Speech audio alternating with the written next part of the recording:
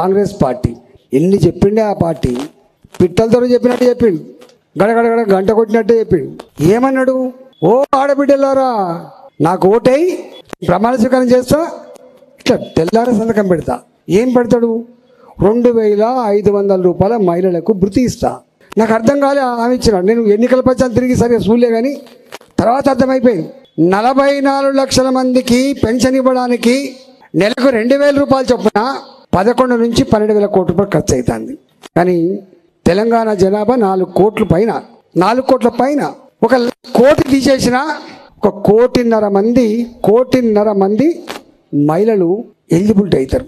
మరి 1.5 మందికి 44 లక్షల మందికే 11-12,000 కోట్లు అయితే 2,500 రూపాయలు చొప్పున 1.5 మందికి ఎంత కావాలి? 40,000 కోట్లు. నేను ఆర్థిక మంత్రి చేసిన అమ్మో అనిపిస్తుంది నాకు, ఎందుకంటే నాకు 5,000 కోట్లు కూడా దిక్కు లేవు కాబట్టి. ఒక్క మహిళలకు ఇచ్చేటువంటి భృతి దాని విలువ 40,000 కోట్లు. ఇంకేమన్నాడు? కేసీఆర్ ఏమి ఇచ్చిండా? 10,000 రూపాయలు ఇచ్చిండు. నేను 15,000 రూపాయలు ఇస్తా, ఎకరానికి 15,000 రూపాయలు ఇస్తా. 10,000 రూపాయలకే 14,000 కోట్లు అయింది. 15,000 కోట్లు, 15,000 రూపాయలకి ఎంత కావాలి? 21,000 కావాలి. 21,000 కావాలి. ఇంకేమన్నాడు? కౌలు రైతులకు కూడా ఇస్తా నేను. ఇంకేమన్నాడు? వరి పండిస్తే 500 రూపాయల బోనస్ కూడా ఇస్తా క్వింటల్కి. ఇట్లా చెప్పుకుంటూ పోతే ఎన్ని ఉన్నాయే. ఒక్కటి మాత్రం ఇచ్చిండే, పుక్కడ బస్ అయితే ఇచ్చిండు. అంటే పేదోళ్ళు కాబట్టి గోల్మాల్ చేయొచ్చు అని ఇచ్చిండు. 4 నెలలు అవుతుంది. ఇప్పుడే మాట్లాడకూడదు కావచ్చు, ఇంకా 2 నెలలు ఓపిక పడతాం కావచ్చు. ఆ తదుపరి తప్పకుండా వెంట పడతాం. మేము మాట్లాడితే లోపల ఒంటి కాలం మీద ఎత్తున్నాడ ఈటలు కూడా మాట్లాడుతాండి. నేను మాట్లాడబడితే ఎవరు మాట్లాడుతున్నా? జీవితాంతం కొట్లాడనే మాది. మా జీవితాంతం విద్యార్థిగా ఉన్నప్పుడు కొట్లాడనే, ఉద్యమంలో కొట్లాడనే.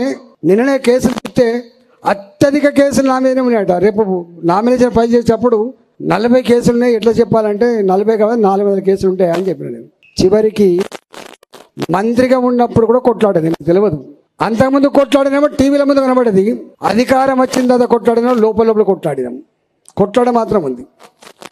నా ఆర్టీసీ కార్మికులు సమ్మె చేసినాడు.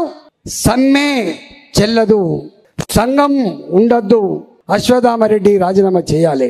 39 మంది చచ్చిపోయింది. అప్పుడు 39 మంది చచ్చిపోయింది. ఒక ఆర్టీసీ కార్మికుడు ఉత్తరం రాసి పెట్రోల్ పోసుకొని చచ్చిపోయిండు. చాలామంది అనుకున్నారు పదవుల కోసం పెదవులు మూసిండేమో అని, కానీ ముయ్యలే. పదవుల కోసం పెదవులు ముయ్యలే. గప్పుడు కూడా ఇది అన్యాయం అని చెప్పి లోపల చెప్పినాం మేము. నా మున్సిపల్ కార్మికులు సమ్మె చేసినాడు. 1700 మంది కార్మికుల్ని ఒక కలంపోటుతో తీసేసినాడు. బాజాప్తమైన 1700 మంది కార్మికులు తప్పకుండా తీసుకోవాల్సిందని చెప్పి మంత్రిగా ఉండి కూడా చెప్పినాం మేము. చెప్పకుండా ఎప్పుడు లేము. దాని ఫలితమే భరించి 2020 కూడా కథం పట్టించున్నాను. కానీ నేను కథం కాలే, నా తర్వాత వాళ్ళు కూడా కథం అయిపోయినారు. ఆయన భాషలో చెప్పాలంటే పొట్టోన్నెత్తి పొడుగోడు కొడితే పొడుగోన్నెత్తి పుట్టింది. దాని గురించి ఎక్కువ మాట్లాడద్దు. కానీ ఇవాళ కాంగ్రెస్ పార్టీ, నేను అడుగుతున్నా, గ్రామాలలో ప్రాజెక్టులలో నీళ్ళు ఉన్నప్పటికీ కూడా అక్కడక్కడ మేనేజ్మెంట్ చేయడంలో విఫలమై ఒక దగ్గర నుంచి ఒక దగ్గర తీసుకొచ్చి అటో ఇటో చేసి మెయింటైన్ చేయక మొట్టమొదటిసారిగా పంటలు ఎండిపోయినాయి. కోమటిరెడ్డి వెంకరెడ్డి గారు ఏం చెప్పిండ్రు? లాగ్ బుక్కులు చూద్దామా, ఎన్ని గంటల కరెంట్ ఇస్తారని చెప్పిండు. వస్తుందా కరెంట్? అంతకంటే గొప్పగా వస్తుందా? నా మెదక్ జిల్లాలో కోళ్ళ ఫారాలు ఉంటే నేను లెక్క తీస్తే అంతకుముందు 4 గంటలు నడిచిన జనరేటర్లు 10-12 గంటలు నడిచే పరిస్థితి వచ్చిందని చెప్తున్నారు.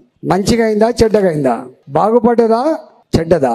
ఇవాళ మేము అనుకున్నాం రేవంత్ రెడ్డి గారు వీటి గురించి దృష్టి పెడతారని చెప్పి అనుకున్నా. కానీ ఆయన కూడా ఎక్కడో కేసీఆర్ అంటుకున్నట్టున్నది. ఏం చేస్తాడు ఆయన? ఈ రఘునందన్ అంటాడు మళ్ళీ మాట్లాడతాడు బాగా, ఎట్లా కొట్టాలి ప్లాన్ చేయి.